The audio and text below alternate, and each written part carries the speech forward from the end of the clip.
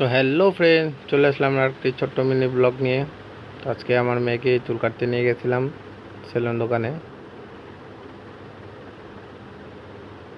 দেখো কি সুন্দর চুপচাপ বসে আছে, চুপচাপ চুল কাটতেছে।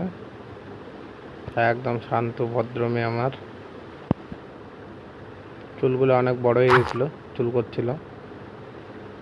আর এই গরমে চুল বড় ভাল লাগতেছিল না, তাই ভাবলাম কেটে দিই। চলে গেলাম আমরা সেলুন দোকানে গিয়ে ঘুমও পায়, আবার মেয়ের সময় হয়ে গেছে ঘুমানোর। অনেকক্ষণ দাঁড়ায় থেকে তারপরে গিয়ে চুল কাটার লাইন আসলো আমাদের। ও নিজে দেখতেছে কি ব্যাপার, চুল নাই আমার। তো ফাইনালি আমাদের চুল কাটা হয়ে গেছে, এখন আমরা চলে যাব বাড়ি। ও মাথায় হাত দিয়ে দেখতেছে।